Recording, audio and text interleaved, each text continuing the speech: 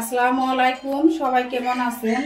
আজকে আমি তৈরি করে দেখাবো লাউয়ের অপূর্ব স্বাদের একটি রেসিপি। এই রেসিপিটি খুবই আনকমন একটি রেসিপি। আপনারা একবার এই রেসিপিটি তৈরি করে খান, তাহলে দেখবেন প্রায় এই রেসিপিটি তৈরি করে খাবেন, এতটাই সুস্বাদু হয়। যারা লাউ খেতে পছন্দ করে না তারাও আঙ্গুল চেটে চেটে খেয়ে নেবে। তো বন্ধুরা, এখন চলে যাব মূল রেসিপিতে।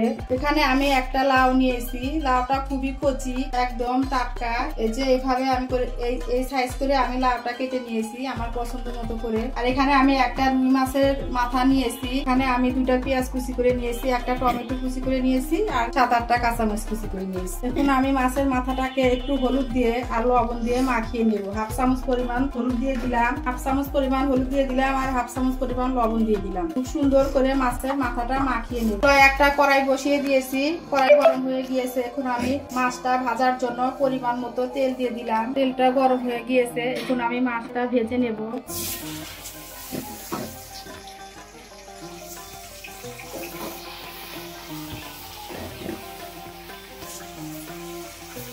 এখন আমি মাছটা খুব সুন্দর করে ভেজে নেব। মাছটা আমি খুব সুন্দর করে ভেজে নিয়েছি। একটু ভেঙে দেব মাছের মাথাটা। এখন আমি মাছটা নামিয়ে নেব, ভাজা হয়ে গিয়েছে। চুলায় আমি একটা পাতিল বসিয়ে দিয়েছি। এখন পরিমাণ মতো সয়াবিনের তেল দিয়ে দিলাম। তেলটা গরম হয়ে গিয়েছে, এখন আমি পেঁয়াজ কুচি গুলো দিয়ে দিলাম। ভাজা হয়ে গিয়েছে, এখন আমি আদা রসুন বাটা দিয়ে দিলাম 1 চামচ পরিমাণ। 1/2 চামচেরও কম একটু দিয়ে দিলাম লাল মরিচের গুঁড়ো। লাউ তরকারি সবসময় কাঁচা মরিচ দিয়ে রান্না করলেই খুবই স্বাদ হয়। লাল মরিচের গুঁড়ো খুবই অল্প দিতে হয়। দিয়ে দিলাম 1/2 চামচ পরিমাণ হলুদের গুঁড়ো, দিয়ে দিলাম 1/2 চামচ ধনিয়ার গুঁড়ো, দিয়ে দিলাম 1/2 চামচ পরিমাণ জিরার গুঁড়া। এখন আমি মশলাটা খুব ভালোভাবে মিশিয়ে নেব। দিয়ে দিলাম 1 চামচ পরিমাণ লবণ স্বাদ মতো। এখন আমি মশলাটা খুব ভালোভাবে কষিয়ে নেব।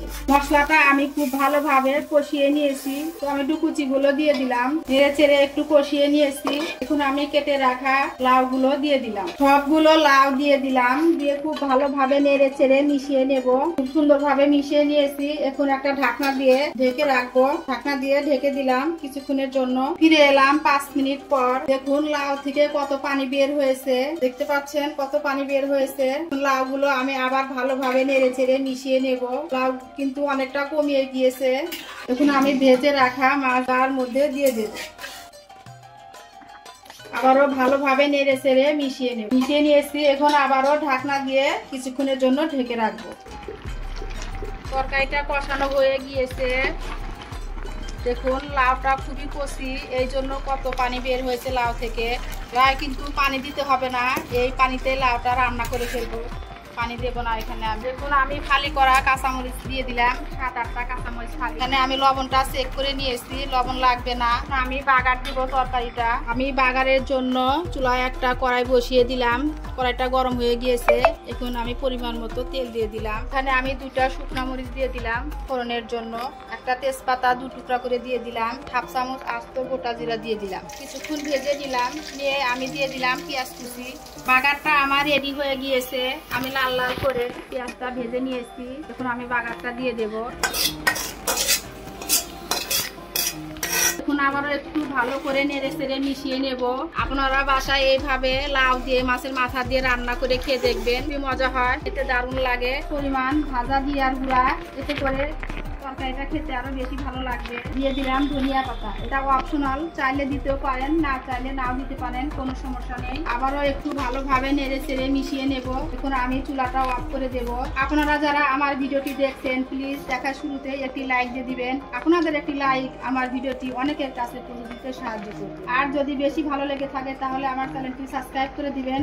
সাবস্ক্রাইব করে পাশে থাকা বেল বাটনের অল অপশনটি প্রেস করে দিবেন, যাতে করে আমি কোনো ভিডিও ছাড়ার সাথে সাথে আপনার কাছে নোটিফিকেশন চলে যায়। আর যারা অলরেডি এই কাজটি করে দিয়েছেন সবাইকে অসংখ্য অসংখ্য ধন্যবাদ। তো তরকারিটা আমার রান্না হয়ে গিয়েছে, এখন আমি গ্যাসটা অফ করে দিলাম। এখন আমি আপনাদেরকে পরিবেশন করে একটু দেখিয়ে দেব। বন্ধুরা, দেখতেই পাচ্ছেন তৈরি হয়ে গেল লাউয়ের ভীষণ মজার রেসিপি। আপনারা অবশ্যই একবার এভাবে তৈরি করে খেয়ে দেখবেন। তো বন্ধুরা, ভিডিওটি কেমন লাগলো কমেন্ট করে জানাবেন। আজ এই পর্যন্ত। সবাই ভালো থাকবেন, সুস্থ থাকবেন, আমাদের জন্য দোয়া করবেন। পরবর্তী ভিডিও দেখার আমন্ত্রণ রইল। আল্লাহ হাফেজ, আসসালামু আলাইকুম।